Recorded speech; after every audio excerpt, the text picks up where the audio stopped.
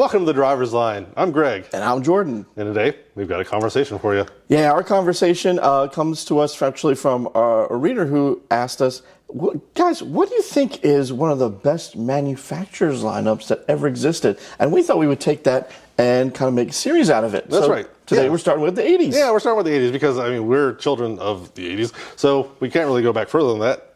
So we're going to start there and then go forward. So we're going to have this going all the way up to, the 2020s now, and just kind of take it through in a nice little short series here for you guys. And we're going to start off, as Jordan said, with the 80s. We're each going to pick one manufacturer and tell the other one why their lineup is the best. Yeah, so not necessarily too many parameters there, just why we like them. Mm-hmm. So I'll start. Okay. And my lineup comes from Italy, actually. Yeah, so I think back in the 80s, a lot of us growing up who were into cars had one car on their wall. I think there was one car that was universally beloved by actually not even just automotive aficionados, but just the general public. When you saw one of these cars driving around, it really just caught your attention. And I'm talking about the Lamborghini Countach. Oh, I mean, that is the bedroom material for pre-adolescent boys. It's not girls. It's the Lamborghini Countach. It is just such a trend-setting vehicle, and honestly set the design trend for Lamborghini indefinitely. I mean, still, you could see modern-day language. In fact, they resurrected the Countach briefly. They did, right? yeah. Because it's such a popular icon. So I'm talking about, obviously, the Lamborghini lineup in general during the 80s. Not a very large one, I will admit. But for a supercar manufacturer, it did have a pretty diverse lineup, which I think is really cool. Whereas other automakers, like Ferrari, for instance, did try to bring their market a little bit down to try to bring in more affordable options for people. Those cars didn't really hit. But Lamborghini did something really cool where they took the platform for the Countach and they built another version of it, and the Jalpa, which had a smaller engine. So in the Countach, we had a V12. V12. Most of the variants were in the upper 300 to 400 horsepower range. There was one really special one, the Turbo S, which had over 750 horsepower. That's a lot for any time. It's insane. Let alone back in the 80s. It's insane. Very, very rare. But the Jalpa took that down a notch. It had a V8, so I mean, still something that's really, really powerful. At the time, it was 250 horsepower. Now it's but at the time that was really respectable. It was decent, yeah. And the cost of entry was substantially less than the Countach. So you're able to expand your market while still having something that, of course, it's not going to be like a Toyota Corolla in terms of everyday reliability, but it's something that is approachable, and you're getting into styling that's pretty reminiscent of the Countach, not exactly the same, but you have very similar elements. And honestly, there weren't many issues with them. But on top of that, we had an affordable car with a super awesome designed and performing supercar. But you probably need something for the Arab chic, right? How about the LM002, which is a military vehicle? I mean, come on. This has got a V12 as well. And in one variant, it was a Marine V12. We're talking about a boat engine, guys. Over 700 horsepower in that.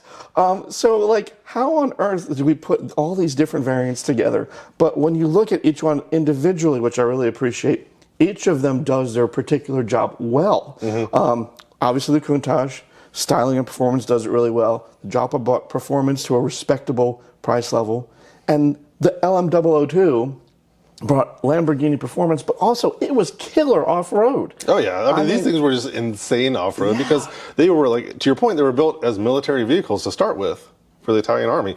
And then they decided to, civilianize them for us normies that couldn't afford them. So basically for the Arab sheiks. But, those guys, needed off-road capability too. And so it's something that just has a luxury interior, has a big motor, and then can just basically manage anything. It was kind of like the Hummer before there was a Hummer. Yeah, absolutely. And still to this day, they're coveted.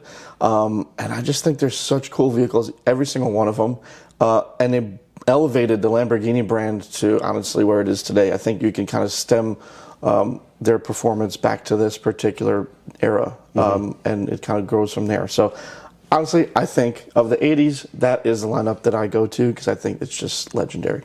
Yeah. So, I mean, that's a great choice. I mean, you went a completely different direction than I did. Performance. Which is good. Big motors. Big motors and performance. And I went with, like, who actually had the most comprehensive best lineup. Well, look at you. You're so mature. I know. I feel like we're swapping sides. Weird. I feel kind of dirty. Anyways, so I really just wanted to think about who had the best car in the most segments, and that's kind of the way I took the approach. That's fair, yeah. So a little bit different than yours. I mean, yours is great from a really performance, exotic perspective. Very, very cool. I got SUVs, I got Grand Tours, I got supercars. I know. That's pretty varied, right? Yeah. Well, I've got mid-engine cars. Oh. I've got front-engine cars. Oh. I've got sedans. I've got luxury sedans. Ow. I've got SUVs. That is quite a broad. I've got a van. A van.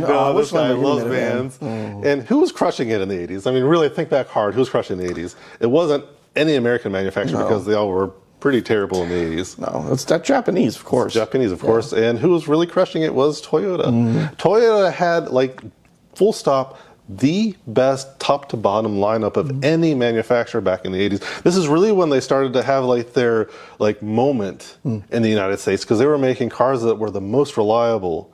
They were making compelling choices. They had something for everybody in their lineup. You know, you talk about the Jalpa. I've got the Super Turbo. I'm only 20 horsepower down on you in my cheap Toyota. Yeah, but I got a V8 motor. I've got reliability. I've got two different versions of MR2s. Got the original MR2 and then the successor. That's right. Yeah. Two mid-engine cars, 4-cylinder supercharged and 4-cylinder turbo. They could be had with a manual, and they all have pop-up headlights. Yeah, that's fun. I mean, how much fun. The Celica, the first GT4 came out in the 80s. We didn't get it here, but they got it in Japan. Yeah. It was so good. And then the A86. That's Initial true. D. Yeah. Come on, man. Like a massive series was born out of this one car. The whole drifting genesis kind of comes back to this one moment that was from Toyota of all manufacturers. Just such a fun, unique lineup. And these were cars that could be economy cars. They were cars that could be fun cars. 86 now having its kind of renaissance here with the GR86 and the Subaru BRZ. The Toyota 4Runner, cult classic. Yeah. You had two generations of it back in the 80s, the first gen and the second gen. First gen, that really cool two-door, right? And then they decided to make it a little bit more mainstream, give you the four-door version. But, I mean, what an interesting, unique vehicle. And now the 4Runner is just like, everybody loves it. Everybody wants a 4Runner. They don't care that it doesn't have the latest technology. They just care that it's reliable and good off-road. Yeah, yeah. And not to mention where 4Runner gets its roots. I mean, the Hilux. Which is my next one. Oh! Back to the Future. What was the second coolest car in Back to the Future? That is true. The second coolest car was Marty McFly's black Toyota SR5 Extra Cab with the blacked out brush guards. Yes. That was such a cool car sitting in his garage when he actually had his moment after he came back from Back to the Future, rather. Yeah. Right, yeah. Yeah, I mean, that's a great pick. I mean, yeah, honestly, that was one of the ones I was going to pick, and I had a feeling you were going to pick it. So it's such a, I mean. If you thought I was going to pick it, you would have not gone with Lamborghini, because then you would have thought I would have picked Lamborghini. I was going back and forth. But no, that's a totally respectable pick. Toyota absolutely was killing it in the 80s. That's where they set their reputation for reliability. Because prior to that, they were unknown in the United States. And they put American manufacturers on their toes. Yeah, they were like, oh my God. They put them all on notice because they were just kind of cruising along saying, oh, we could just make these big boats. That's what American people like. And then they're like, here's another option. And the American public loved it. Yeah. They bought tons of them. And then they also came out with the most unique van. Because we were thinking, American vans at that point were basically like the full-size vans, right? Yeah. Like it was like big rear-wheel drive, kind of stubby nose. Toyota's like, here's the Toyota van. And that was what it was called. It was called the Toyota van. They weren't very creatively named, though. It's called like the Light Ace or something overseas, but here was the Toyota van. Yeah. And so they're calling it exactly what it was. It was a Toyota van, but this was really interesting because it was almost kind of like a front midship motor. The hood was the driver's seat. You flipped it up, and your engine was underneath there. You could get it with a manual, of course. And I mean, it was just like the most unique vehicle ever. And, it kind of was precursor to the Previa, which is also something that we've called out for being something interesting and unique, which of course came in the 90s. Yeah, yeah. And I mean, that format's still used overseas, not so much here. Obviously, you do the crash safety standards, but it's still held overseas today. Yeah. I mean, it's still pretty unique. I like them. And it was kind of one of the first microvans too, right? Because I mean, it wasn't like quite like a K car or anything like that, because it was definitely decent size, but it was still a much smaller van and a much smaller form factor than anything that the United States had ever seen. And so it was always kind of wild seeing one of those driving around, because it just felt like a fish out of water, right? It's just something that you did not expect to see whatsoever. And, of course, rounding out their lineup, they had the sedans too, right? So, I mean, they had luxury. You could get the Cressida, rear-wheel drive. Yeah. I mean, that's like a full-on luxury sedan from Toyota. And you could also, of course, get the Camry. They had 2 different versions of Camrys that year. And then, the one that kind of became one of the mainstream greats was that, second-generation Camry. And it's really brought that to the people and just ended up selling in such large numbers and really cementing Toyota's, reliable reputation. Absolutely, absolutely. That's a great pick. I mean, it's hard to beat Toyota at the time. Yeah. Really. So while they may not necessarily have the big motors and performance and honestly wall poster capability, let's be real. That was really the biggest thing they're lacking versus Lamborghini was the poster capability. Because I mean, let's be honest, the Hilux and the 4Runner could go anywhere the LM002 could go. Well, maybe. Anywhere they could go, yes. Maybe. And my Supra is every bit as fast as your Yalpa. Okay. I got nothing to touch. I was waiting to see where we're going with this. What's he going to pull out?